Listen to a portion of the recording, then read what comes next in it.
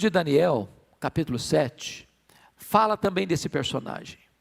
E esse personagem é retratado como a figura de 4 feras: o leão, o urso, o leopardo e outro animal terrível, que a Bíblia não menciona por nome, trazendo a ideia de que esse personagem chamado Anticristo vai incorporar nele mesmo toda a fúria, todo o poder e toda a destruição dos grandes impérios daquela época: o Império Babilônio, o Império Medo-Persa, o Império Greco-Romano, o Greco-Macedônio e o Império Romano.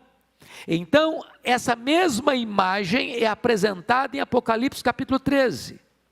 Esse homem vai configurar nele mesmo o poder e a fúria dos grandes impérios megalomaníacos e terríveis impérios do passado.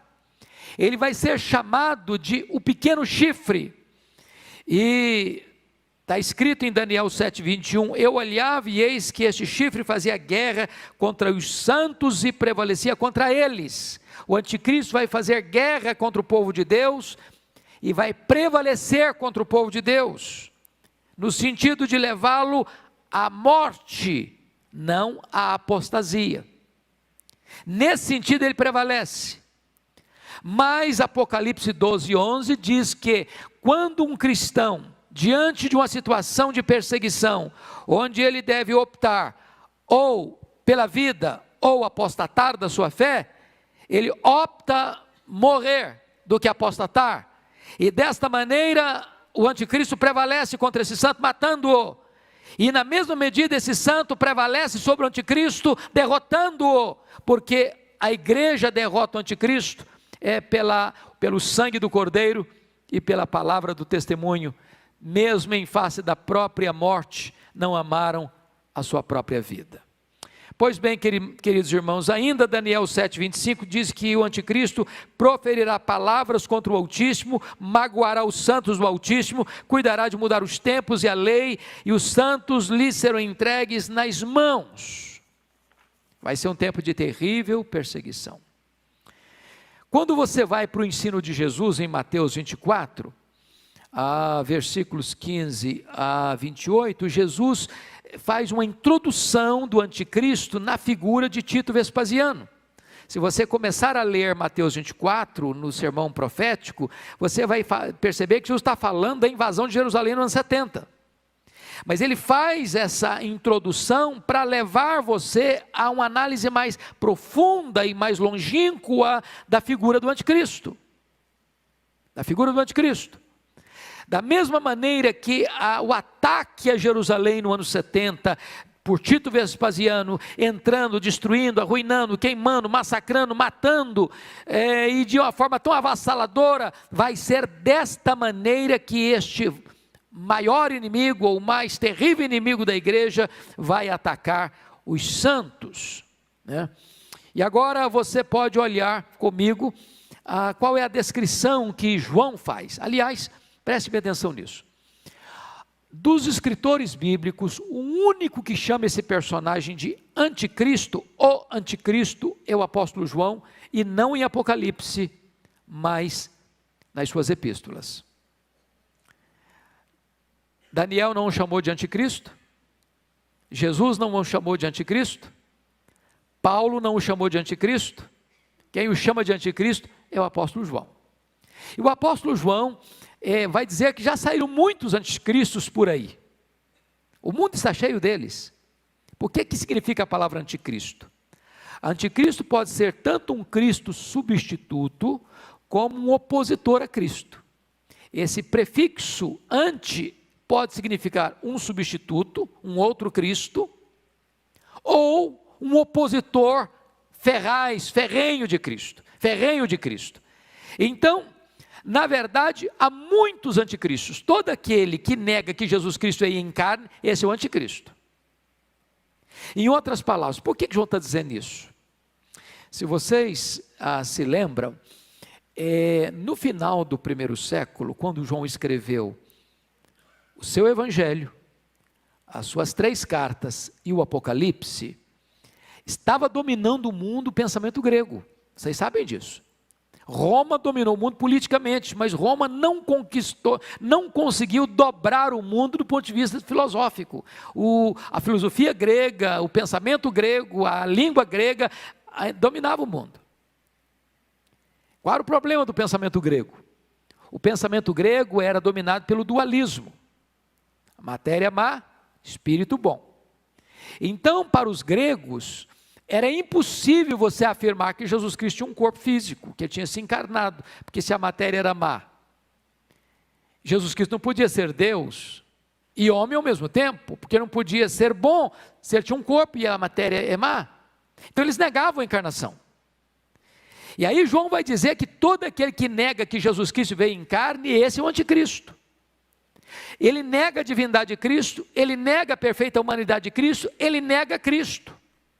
Então, João vai tratar dessa questão desse anticristo, que muitos já saíram, mas ele vai falar de uma última hora, onde vem um personagem chamado de o anticristo. Como é que Paulo chama esse indivíduo? Como é que Paulo descreve esse indivíduo? No texto que nós lemos, Paulo vai dizer que o anticristo surgirá na grande apostasia.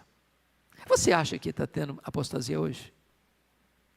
Você já poderia caracterizar o mundo hoje como um período de apostasia? Pense comigo, pense comigo. Se você olha para o berço do protestantismo, que é a Europa, praticamente a Europa toda hoje apostatou, praticamente. A Europa hoje é um continente pós-cristão. Se você para perceber que o Ocidente é evangelizado a partir da Europa vem para a América do Norte. Hoje, boa parte das igrejas históricas da América do Norte já também estão se apostatando. O liberalismo entrou. Os seminários tomados pelos liberais, não se acredita mais na Bíblia. As denominações históricas hoje estão perdendo membros ano após ano, ano após ano, ano após ano. Se você olha para a América do Sul, você vai encontrar tanto o liberalismo de um lado, quanto o sincretismo religioso do outro. Se você olha para o Oriente, você vê que as grandes religiões orientais, inclusive o islamismo, que hoje é a maior religião isolada do mundo, com mais de 1 bilhão de adeptos, negam a Cristo, budismo, hinduísmo e etc, etc. As seitas entrando. Quando você olha todo esse panorama, você pode dizer, não, nós chegamos a esse período de apostasia. E Paulo vai dizer que esse anticristo não é uma instituição, não é um governo geral, é uma pessoa. E diz o versículo 4 que ele vai ser objeto de adoração, que ele vai se assentar na casa de Deus como se fosse Deus, exigindo adoração como se fosse o próprio Deus. A Bíblia diz que vai se fazer milagres de mentira, e é por isso que ele vai seduzir. Agora, para um pouquinho, só na cultura brasileira, vocês acham que os falsos milagres têm sido usados hoje no campo religioso para atrair gente, para enganar pessoas, para juntar multidões? Pois essa é uma estratégia antiga. Essa vai ser a estratégia do anticristo. Ele vai realizar milagres, até fogo do céu vai cair. Para quê? Para seduzir as pessoas com poder sobrenatural. E então diz a Bíblia que ele só pode ser revelado depois que aquilo e aquele que o detém for removido, versículos 6 e 7, 2 Tessalonicenses, mas aí fica uma coisa complexa de você entender, e eu hoje não estou com muita preocupação de pregar um sermão como se fosse um sermão, mas quero mais dar uma aula, porque esse assunto é complexo, e é preciso que a gente examine devagar com vocês. Então veja bem, o que Paulo está querendo dizer com isso? Lá em 2 Tessalonicenses capítulo 2, preste atenção lá comigo. Versículo de número 6, ele diz assim, e agora sabeis o que o detém. Mas no verso 7, ele muda a figura e diz o seguinte, com efeito o mistério da iniquidade opera e aguarda somente que seja afastado aquele que agora o detém. Então ele diz de o que o detém e aquele que o detém. Pergunta, o que detém o anticristo? Quem é aquele que hoje está detendo o anticristo? Por que ele não se manifestou ainda? Então vamos parar um pouquinho para pensar. Ele vai ser o homem da iniquidade. O que é iniquidade? Anomia, o homem sem lei. Então, a maioria dos estudiosos entende que o detém é a lei. Você vive no Brasil, o que nós temos no Brasil? Uma Constituição, não é isso? Nós somos regidos por essa Constituição. Tem normas, tem regras, tem leis, tem parâmetros. Se um governante quebrar, ele se torna culpado. Se um cidadão comum quebrar, ele se torna culpado. Ele vai ser julgado de acordo com os parâmetros, com as leis prescritas ali. E o que é aquele que o detém? É o governo institucionalizado. Não importa o regime de governo. Existe um governo, existe norma, existe lei, existe parâmetros. O que o texto está dizendo é que quando o anticristo vier, ele vem como um líder mundial.